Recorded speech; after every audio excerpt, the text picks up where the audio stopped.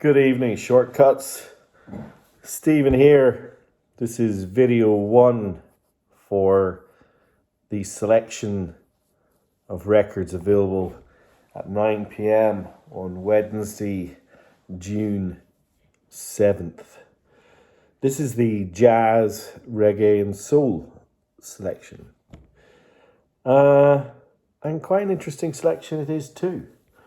It was really hard to know where to start. You all know I like to pick out something that I feel particularly passionate about as a kind of a opening gambit, which is pretty easy to do on the rock and pop selection that I'm about to record next. But for this selection, it was hard. And as you go through it, you'll probably understand why. But I've chosen this record to kick off the discussion of this selection from my friends in Shibuya.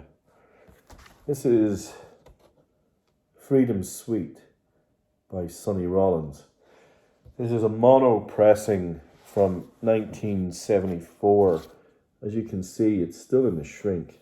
It's in absolutely immaculate condition on the Riverside label. So why have I chosen this record? It's certainly not the most storied of Sonny Rollins' equally storied career. You might argue that's Saxophone Colossus or Way Out West or A Night at the Village Vanguard. All of those were recorded before this record, and all of them, interestingly, recorded on different labels. And you might even add Nuke's Time, probably the best of his Blue Note recordings, classics, and all on different labels. Such an interesting guy. If you think about Way Out West, can you imagine John Coltrane posing on the sleeve of his record in a cowboy hat? He was wry, sly, sardonic. And there's a Coltrane coming later where we can talk about that a bit more. But on this record, Freedom Suite, he was angry. This was his reaction to a number of Supreme Court decisions and other things that impacted him as he spent time in Manhattan in the mid-50s, to the point where he wrote the Freedom Suite, which is the side one of this record. I think it's, pretty much 19 minutes of just incredible music. Max Roach on drums, Oscar Pettiford on bass, Sonny Rollins on tenor sax. Interestingly, a few weeks back, I had Brilliant Corners by Thelonious Monk, and this was his band on Brilliant Corners. That rhythm section is incredible. In fact, I was just reading this, and I found this incredibly powerful. So February 1958, when this was recorded, there are really interesting sleeve notes, as is always the case on these Riverside records. But Sonny Rollins wrote this and put it on the back of the record. America is deeply rooted in Negro culture, its colloquialisms, its humor, its music. How ironic that the Negro, who more than any other people can claim America's culture as its own, is being persecuted and repressed, that the Negro who has exemplified the humanities in his very existence is being rewarded with inhumanity. It's just amazing words. So, had to kick this selection off with Freedom Suite. If you don't know it, investigate.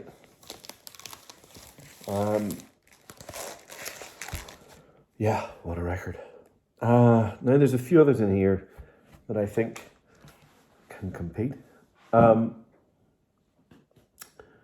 I've really only started to appreciate jazz over the last 5 or 6 years, and often it's because of people in this club who've said to me, you should explore out Quebec, or Sonny Rollins, or this next record, which is which has become certainly up there with Art Blakey, and out Quebec is my kind of touchstone jazz records.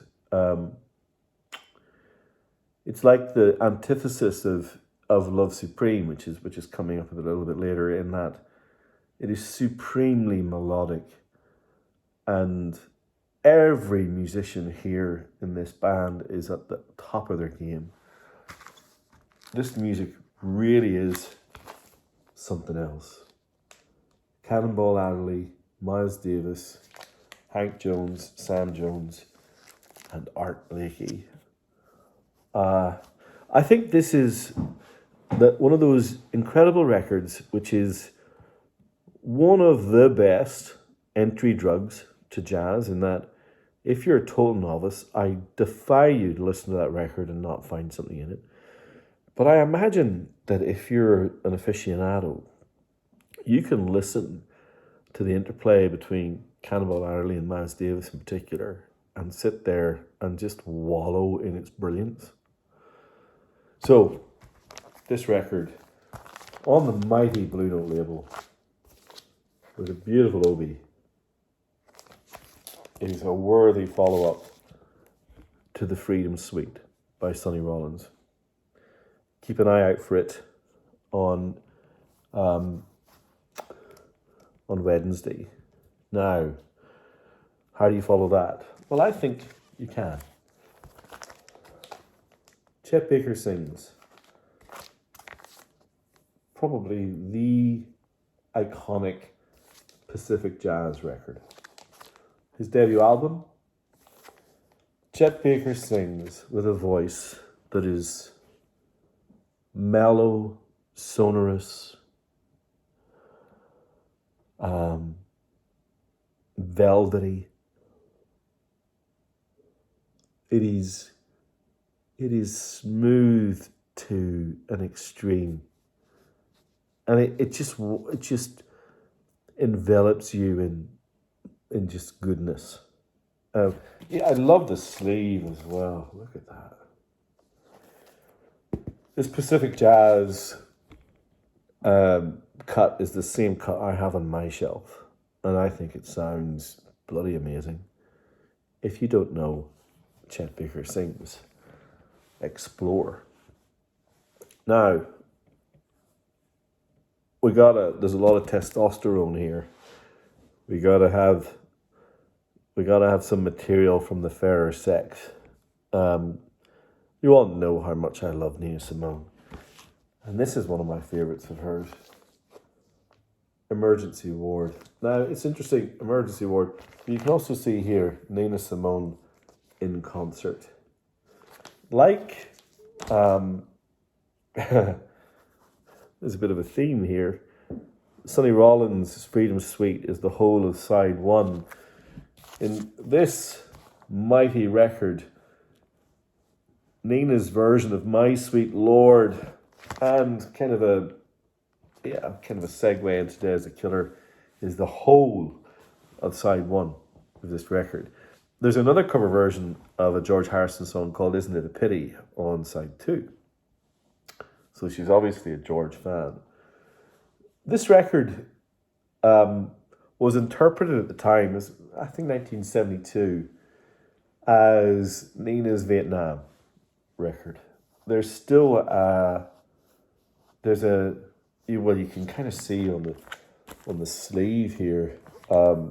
There's excerpts of newspaper print of articles talking about the second attack north of the Hugh is repelled. Attacks on Hugh, no bombs. Debates in the Senate. She makes her point pretty clear as to how she feels about the insanity of war. But that opening side is electrifying. I think 1, 2, 3, 4. That is one of my greatest opening four salvos. Hard to beat it. All right, let's move on. Well, you know what? Let's pull this one out next. John Coltrane, I Love Supreme, on the Impulse label. I'm in a couple of different vinyl clubs, and there's one that I'm in on WhatsApp. It's not a vinyl club, more of a music critique club, where a good friend Wayne talks about this as being the most religious and spiritual album of all time. He finds that this album transports him. For me, it transports me to somewhere where I can't hear it. I just find it impossible. I cannot crack the code with this record. But I know I'm wrong, because so many people I respect just love it.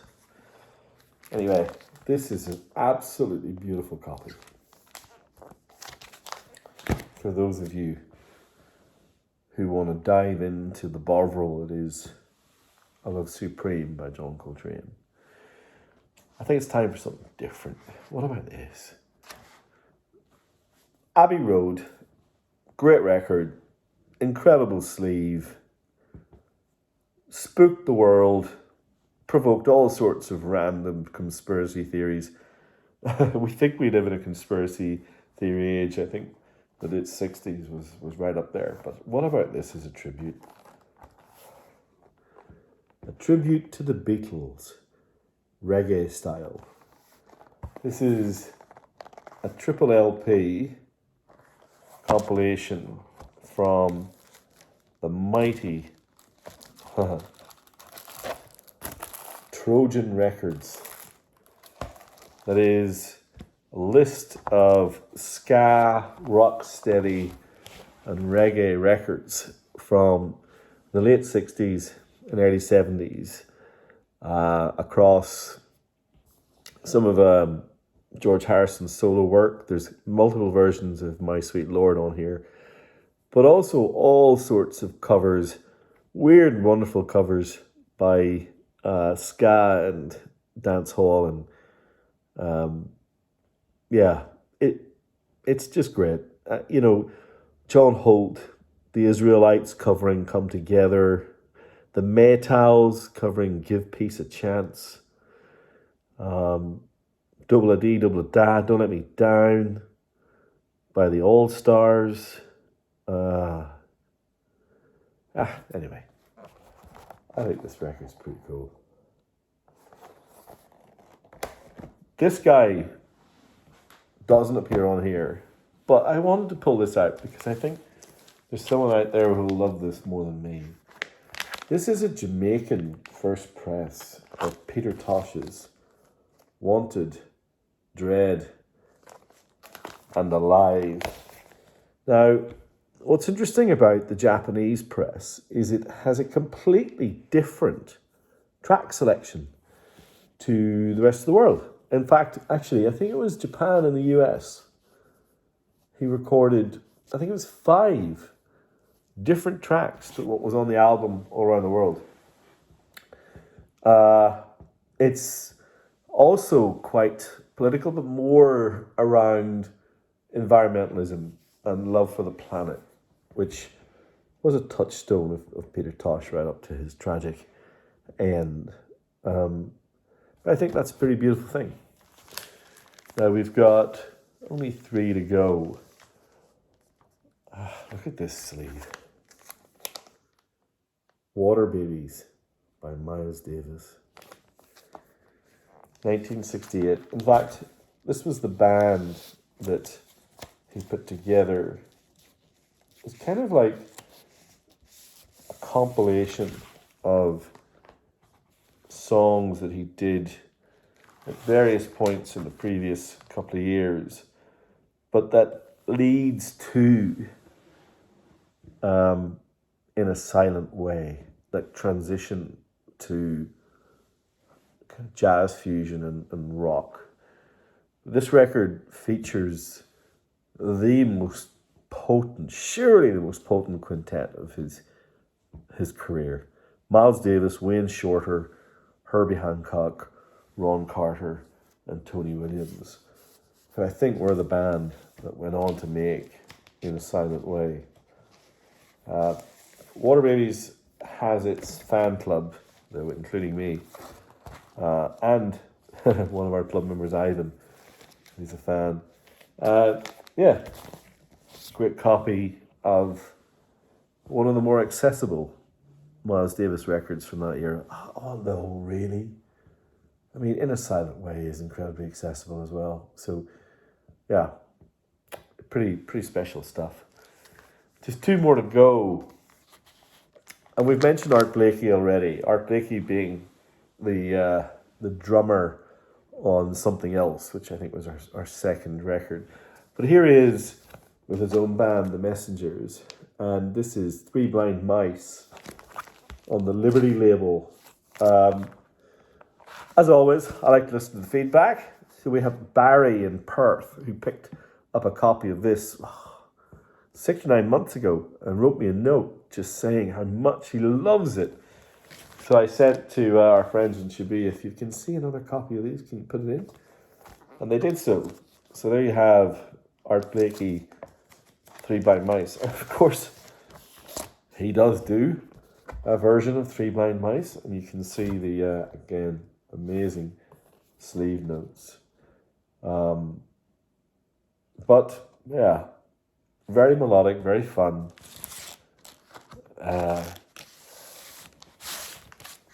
Fantastic Sunday afternoon listening. I thought I'd finish with something completely different, but also because it's been this thread through this particular selection of the reactionary power of black music in America. That led me to this record, which I'm not sure many of you will know. This group are extraordinary. This is their last record on the Stax label, but it is powerful and utterly stands up to scrutiny, 50 years later. This is City in the Sky by the Staple Sisters, led by the indomitable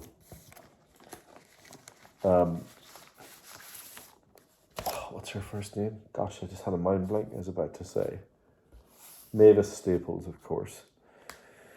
This record is also steeped in political commentary, albeit a little bit less lyrical than the likes of Sonny Rollins, but more. It stands up though, City in the Sky, and of course steeped in gospel and soul, and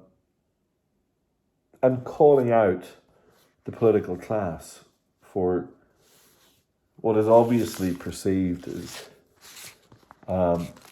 discrimination and behavior that creates a class system that doesn't support all of America. And I'm not sure that lesson has even been learned 50 years later. I think that's what also makes this record, when you listen to it, even more compelling than you might expect. So I know it's not a Love Supreme, and it's not a something else. It's its own thing, and I love it. So, yeah, there you have it. Tonight's selection of jazz, soul, and reggae. Shortcuts, 9 p.m. Sharp, Wednesday night. Explore some of those if they're new to you. I stand behind every one of these copies. They are beautiful. So if you want to dive in, please do so. And thanks, as always, for watching. See you soon.